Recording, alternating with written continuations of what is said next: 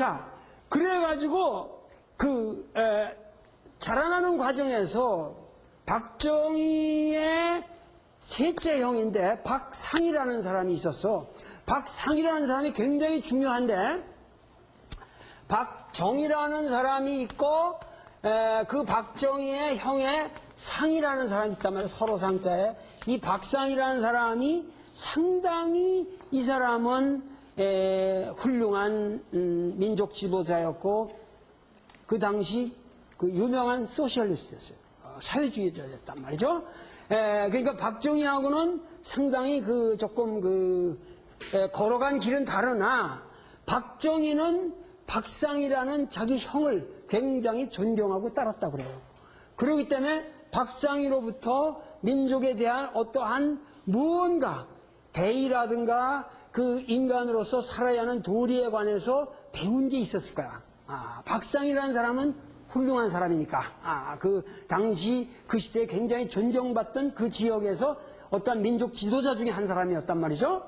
자, 이런 좀 복잡한 그 인생이 펼쳐지는데, 그러고 나서 사범학교를 나오면 어디로 가겠나? 당연히 교사로 발령을 받겠죠. 그래서 이 사람이 발령받아 간 것이 문경의 소학교야. 문경에 있는 소학교에 가서 굉장히 학생들을 열심히 가르쳤어요. 그래서 거기서 상당히 좋은 선생 노릇을 했거든. 박정희라는 사람이 나팔도 잘 불고 뭐 이렇게 풍금도 잘 치고, 그래서 나중에 그 양반이 뭐 새마을 노래도 만들고 또 습자도 잘해가지고 저 광화문 글씨도 쓰고, 지금 다 그런 게 그 일본 사범학교 졸업생의 그 솜씨란 말이야.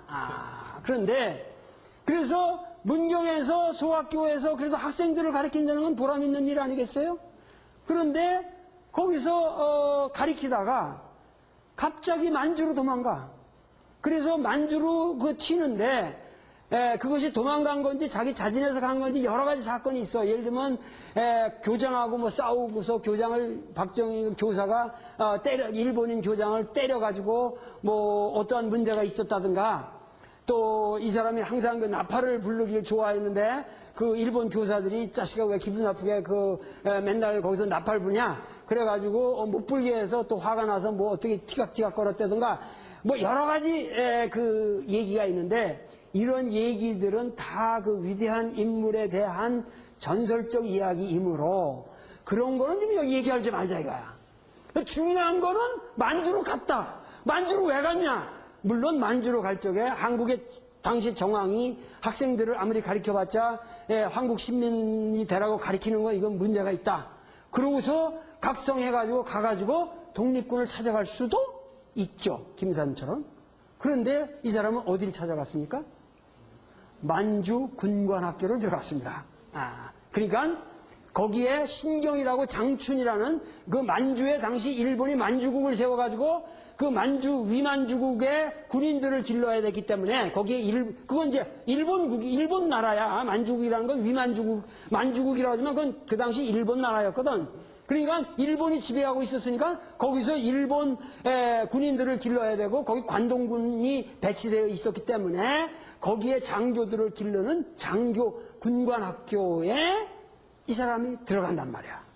결국은 거기서 2년을 워낙 우수한 성적으로 졸업을 했기 때문에. 근데 재미난 건 뭐냐면 그 박정희가 그 대구 사범을 다닐 때는 상당히 우울한 성격으로 보냈다고 그래요. 근데 그 군관학교에 가서는 굉장히 활달하고 상당히 만족스러운 그 아주 훌륭한 생도 생활을 했다고 그래요. 그래가지고 거기서 2년을 하고 워낙 우수한 성적으로 졸업을 했기 때문에 거기서 뽑혀가지고 일본까지 가는 거야. 일본 육사로. 그래서 일본 육사로 가가지고 일본 육사에서 2년을 더 공부해가지고 우수한 성적으로 졸업합니다. 그 성적표가 다 있거든요. 그런데 그렇게 해가지고 드디어 만주로 다시 와가지고 만주에서 이제 그 관동군의 어떠한 이제 그 부대로 소위로 임관을 하게 되죠. 그것이 대동아 전쟁이 끝나면서 뭐가 돼요?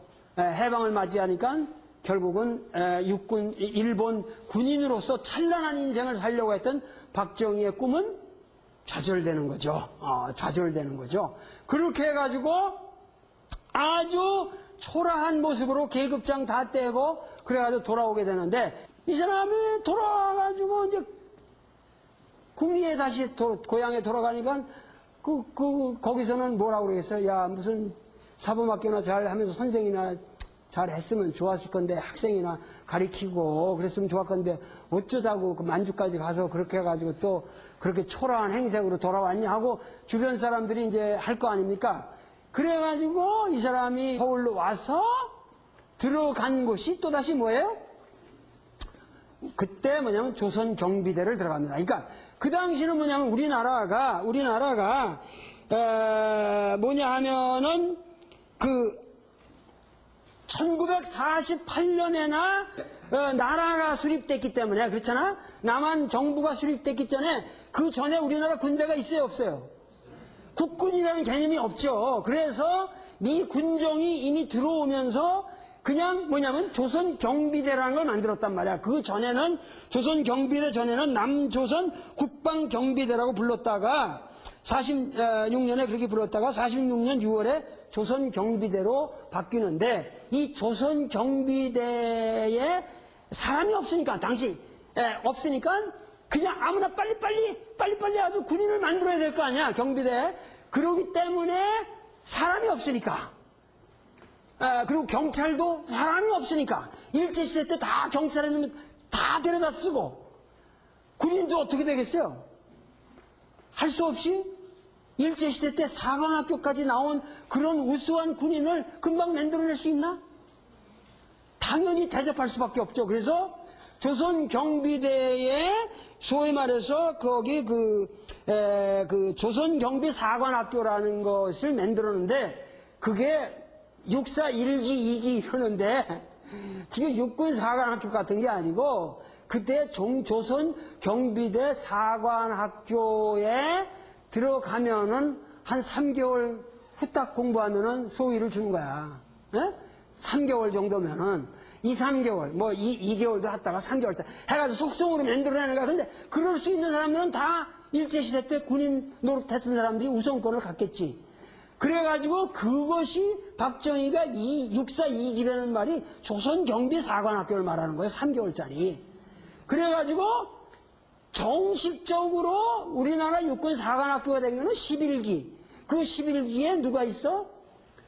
전두환과 노태우가 있는 겁니다. 그러니까 전두환, 노태우가 댕긴 육군 사관학교가 이제 지금 말하는 육군 사관학교고, 그 전에는 그냥 후딱후딱 해가지고 한 거란 말이에요. 그러니까 이런 역사적 사실을 이해를 하라고. 그러고 그 당시에 우리나라 조선 경비대를 나와서 군인이 됐다고 하지만, 그 군인들이 그 당시는 뭐냐면 우리나라 국군의 그런 당당한 위치를 가지고 있지 못했기 때문에 오히려 경찰보다 하수였어.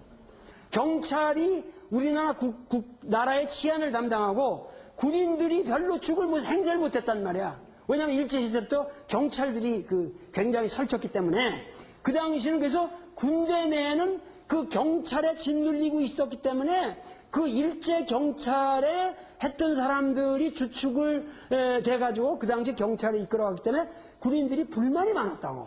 이런 것도 하나의 요인이고, 또 일제시대 때 그 경찰을 일제시대 때 이렇게 군인을 한 사람들은 어디랑 싸웠어?